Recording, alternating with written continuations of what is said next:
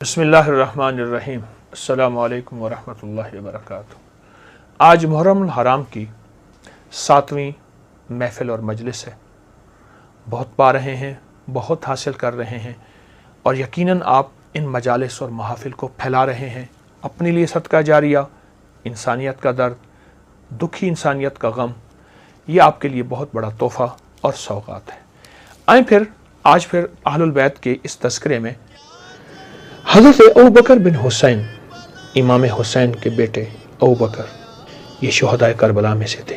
حضرت ابوبکر بن حسین یہ ان 72 شہیدوں میں ان کا شمار ہے۔ کربلا کے میدان کے لیے سفر کا ارادہ کر چکے تھے۔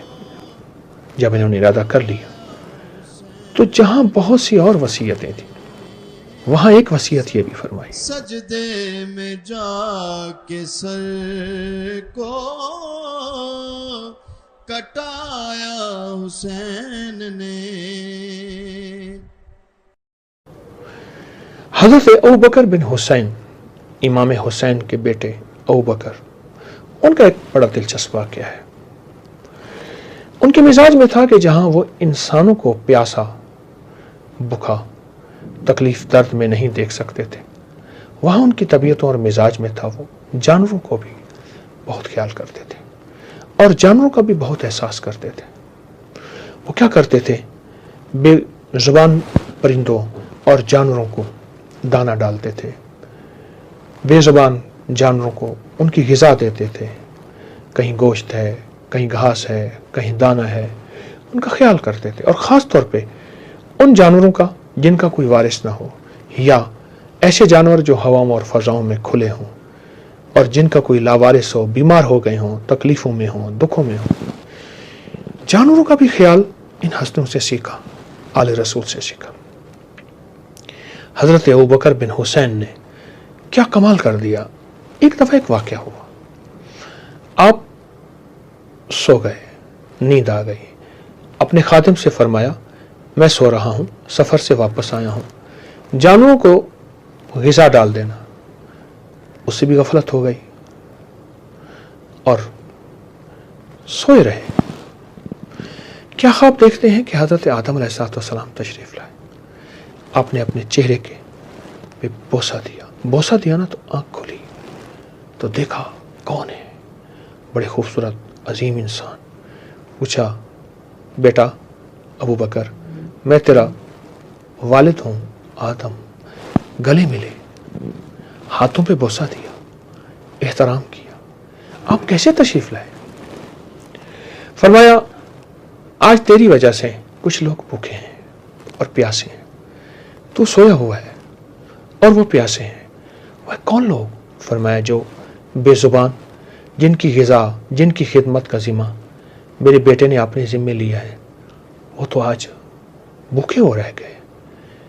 اور پھر عجیب بات فرمائی حضرت آدم علیہ السلام نے، فرمایا بیٹا جب ان کو غذا دیتے ہو نا اور ان کی خوراک دیتے ہو، ان کا خیال رکھتے ہو، وہ دل میں بہت دعائیں کرتے ہیں اور ان دعاؤں سے آفات ٹلتی ہیں، بلائیں ٹلتی ہیں، مصیبتیں ٹلتی ہیں اور حیرت انگیز زندگی میں تبدیلیاں آتی ہیں۔ لہٰذا ان کا خیال کرو اور ان کی آج کے بعد غذا اپنے ذمہ رکھو، اپنے خادم کے ذمہ نہ رکھو، کہیں پھر اس سے غفلت نہ ہو جائے۔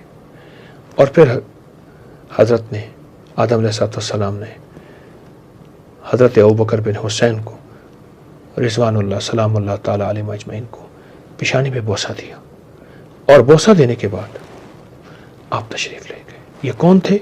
یہ شہدائے کربلا میں سے تھے، حضرت ابوبکر بن حسین۔ یہ ان 72 شہیدوں میں ان کا شمار ہے۔ اب جب اٹھے تو فوراً گئے تو دیکھا تو جانور تو بیچارے بے چین ہیں، رو پڑے، ان سے معذرت کی اپنے الفاظ میں اور ان کو ان کا کھانا دیا۔ جب یہ کربلا کے میدان کے لیے سفر کا ارادہ کر چکے تھے، جب انہوں نے ارادہ کر لیا تو جہاں بہت سی اور وصیتیں تھیں سفر کے ارادے میں، وہاں ایک وصیت یہ بھی فرمائی کہ خیال کرنا ان جانوروں کو۔ اور ایک روایت میں یہ ہے کہ جانوروں کے ساتھ ساتھ بے زبانوں کا لفاظ ہے. اور ایک روایت یہاں تک ہے کہ فرمایا کہ آپ نے سفر کیا اور سفر میں آئے. آپ سفر میں آئے, آپ بڑوں کے ہم سفر تھے, اپنے والد محترم کے ساتھ آئے, قدم قدم پہ والد کا احترام کرنے والے تھے. جہاں ان کو والد کی محبت کا احساس تھا, وہاں والد سے ہی اور اپنے دادا سے ہی یہ بات سیکھی تھی. اور دادا حضرت علی کرم اللہ وجہ یہ بات سیکھی تھی کہ ہم نے زبان والوں کا بھی خیال رکھنا ہے اور بے زبانوں کا بھی خیال رکھنا ہے. اہل البیت کے اس تذکرے میں ایک اور واقعہ میں آپ کی خدمت میں پیش کرتا ہوں, اور وہ بھی واقعہ حضرت امام حسن عسکری سے ہی منسوب ہے, اور وہ سچا اور پیارا واقعہ جس میں واقعہ بھی, ان کی عظمت بھی, اور ہمیں کیا حاصل ہوگا ضرور سنیے گا. ایک شخص کہنے لگا کہ مجھے پتہ چلا کہ حضرت امام حسن عسکری کا ایک پاس قلم ہے, اور آپ قلم لکھتے ہیں اور چھوڑ دیتے ہیں تو پر قلم خود اٹھتا ہے اور اٹھنے کے بعد لکھنا شروع ہو جاتا ہے. حتیٰ کہ اگر آپ نماز کا وقت آتا ہے, ایسی ہستیاں نماز کہاں چھوڑتی تھیں, ایسی ہستیاں عبادات کہاں چھوڑتی تھیں, ایسی ہستیاں حلال حرام کی پہچان یہ ہستیاں نہ کریں تو پھر کہاں سے ملیں گی.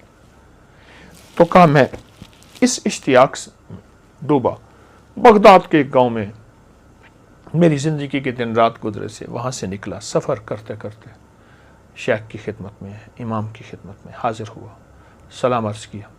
آپ قلم سے کچھ لکھ رہے تھے, وہ خط تھا, کوئی رکا تھا, کوئی واقعہ تھا, کوئی کتاب تھی. فرمایا اچانک نماز کا وقت ہوا, آپ نے کے غلام نے آ کے فرمایا نماز کے لیے صلاح, فرمایا قلم چھوڑ دیا.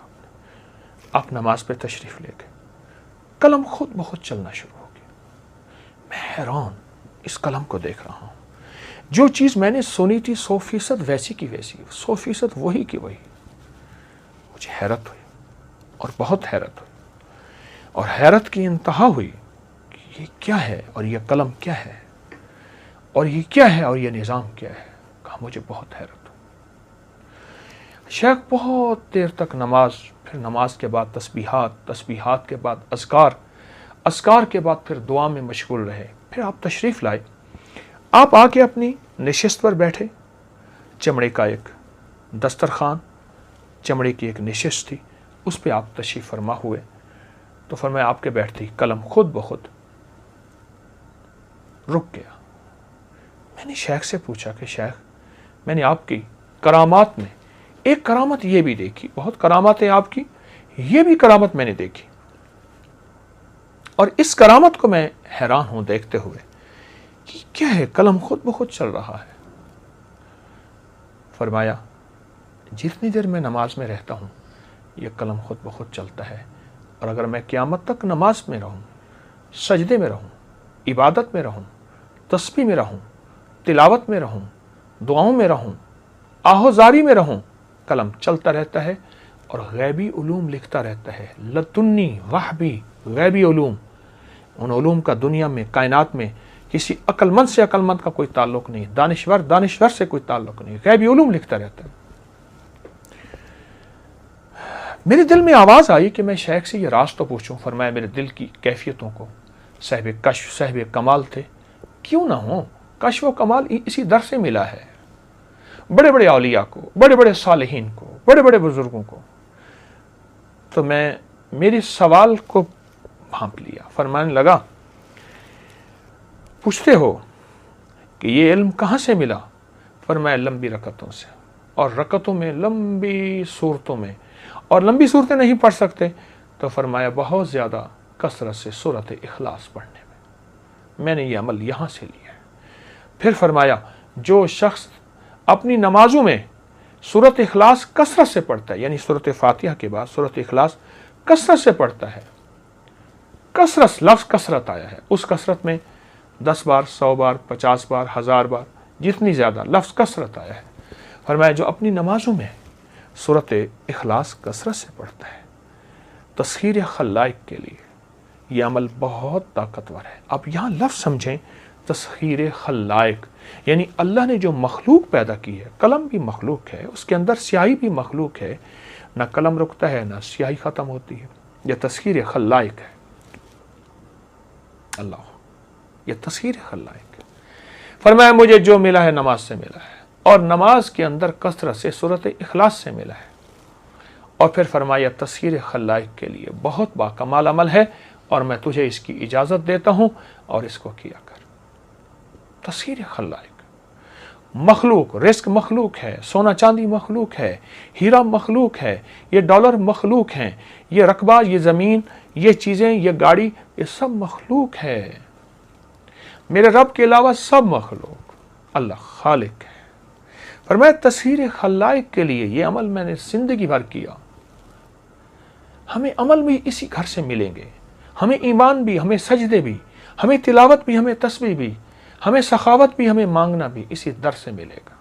تیرے در کا جو بھی فقیر ہے وہی تو جہاں کا امیر ہے۔ تسخیر خلائق، تسخیر خلائق کے لیے۔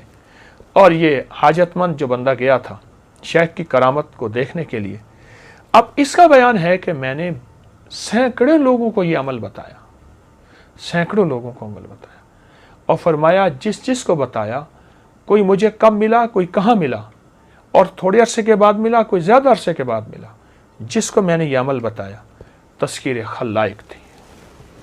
اب آپ دیکھیں، آپ مخلوق کی کوئی نعمت پانا چاہتے ہیں، وہ رزق ہے، وہ سواری ہے، وہ گھر ہے، وہ عزت ہے، وہ شان و شوکت ہے، وہ درہم دینار ہیں، وہ مال اور اللہ کے خزانوں سے لینا ہے، یہ سب مخلوق ہے، تسخیر خلائق ہے،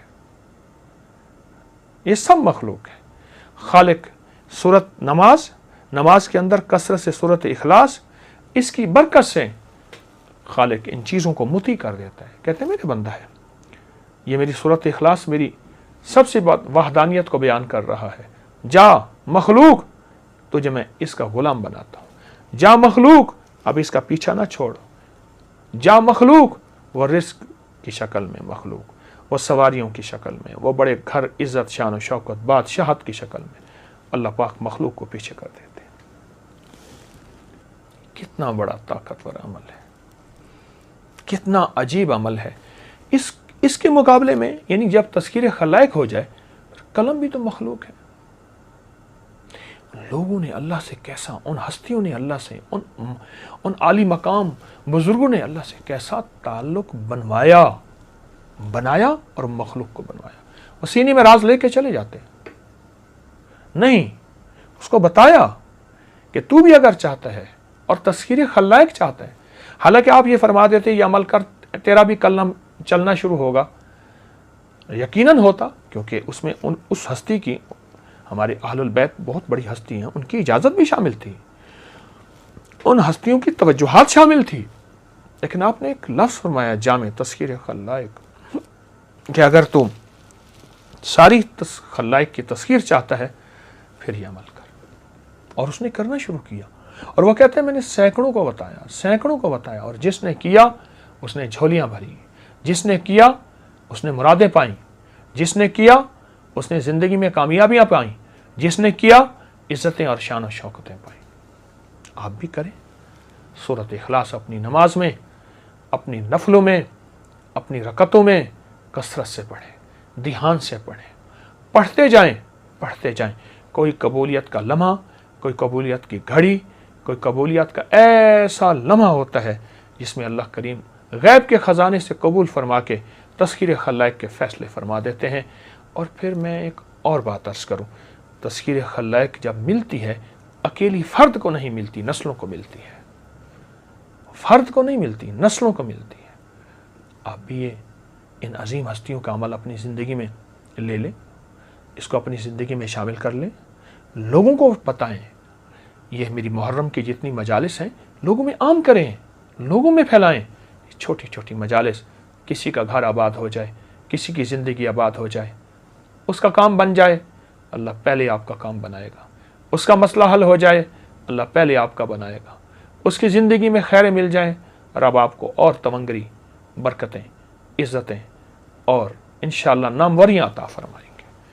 امید ہے آپ ضرور کریں گے اور یہ محرم الحرام کی مجالس کو سنیں گے بھی صحیح، لوگوں میں پھیلائیں گے بھی صحیح۔ آپ کا صدقہ جاریہ اور انشاءاللہ کامیابی ہے۔ جزاک اللہ۔ السلام علیکم ورحمۃ اللہ۔